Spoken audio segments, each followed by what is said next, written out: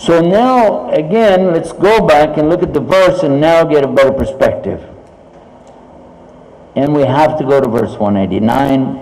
What about the moons? Why are we looking at the moon? What is that? Is there anything significance there for us other than just knowing what day of the month it is? Because always Arabs know that. Any Arab, whether he's a Muslim or not, they look up and they know the day of the month by the moon, by how much of the moon you can see. And that's when Allah said, they're asking you about the new moons, say, these are measurements of time for the people for making Hajj. It's not righteousness to enter your houses from the back doors, but righteousness is that you fear Allah. So enter your houses by proper doors and fear Allah that you succeed.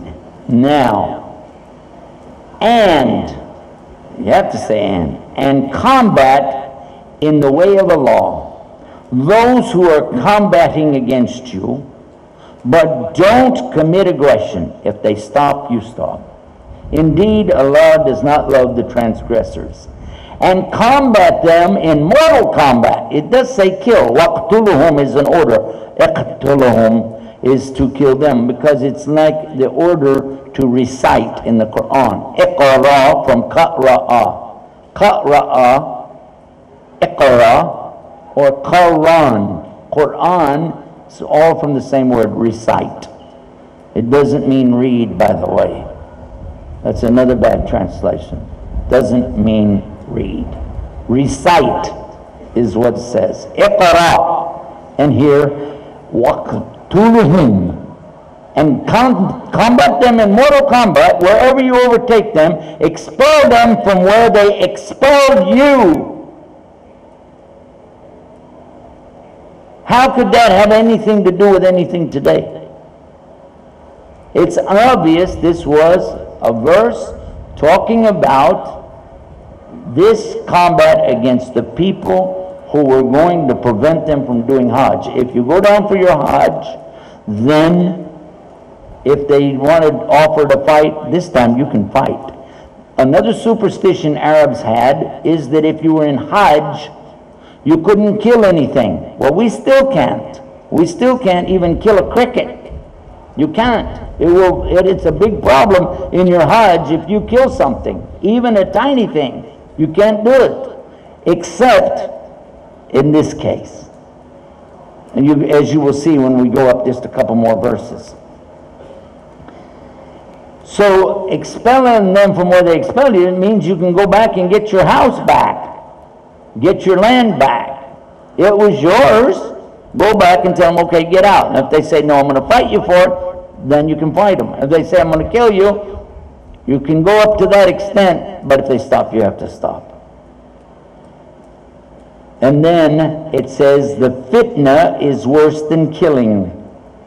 In this case, the translator here offered at the bottom of the page disbelief and imposition on others. Well, imposing on somebody is really not what's fitna all about. An imposition might be somebody stays overnight you didn't want them to. An imposition is that somebody comes by and wants to stand there and talk and you wanted to go in and take care of some business. That's imposing. Fitna is something very big. To give you an example, and I did this myself with several scholars of the Arabic language, I said, I'm going to describe something to you. I need you to tell me a word in Arabic that's suitable to describe it. One word only. I described to them the events of what happened on 9/11, what happened right by my house to the Pentagon, and what happened in New York, and how so many people were affected, and how many people died, and how horrible it was. You know, and of course they already knew about it. I said, but I want you to tell me a word. The only word that they came up with, that was a single word, was fitna. They said fitna. I said, do you know what we call it in English? Terrorism. So this is why, in this case, I'm telling you, because it's talking about people who were terrorized and driven out of their homes and killed and murdered.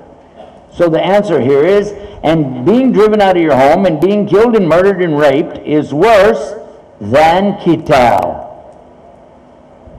So now you read it in proper perspective, you understand it better. You must do this. It's not an option. If they're doing this in the land, the Muslims are responsible to stop them. But, by the way, this is under the guidance of leadership, proper leaders, not vigilante.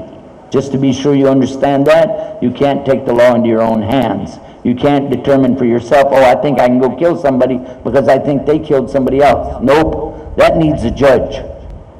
But in the case where people are coming and doing something, you have to have organized leadership to go out and do this. And it also makes sense in combat anyway, because if everybody goes out helter-skelter, you're just going to get wiped out anyhow. And do not fight them in the sacred mosque, in Masjid al-Haram, unless they fight you there. And keep in mind, this fight is combat. Keep coming back to combat.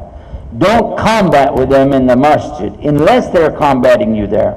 But if they combat you there, then kill them in mortal combat if they're killing you. Such is the payback for disbelievers.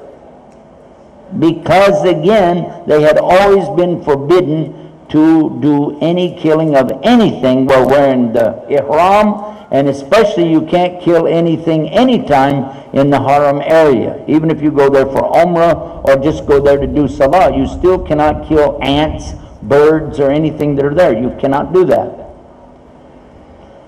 Verse 192 confirms what I've been telling you right along. But if they stop. Now this case, it says fa, not wa. So actually it says so. So if they stop, then indeed Allah is forgiving and merciful. Allah is telling you that He could still forgive them for what they've done if they're willing to stop. These are pagans. These were people killing them, but Allah could be merciful to them. And the best mercy Allah can give anybody is guidance to guide them, and then they would be able to repent and be saved. Next verse, 193. And I'm going to have to use this combat again because they said, وَقَاتِلُوهُمْ حَتَّى, and combat them until there is no more terrorism, fitna. And until the deen, and the deen Allah, who knows what the deen Allah means? Deen Allah. It does not mean the religion of God.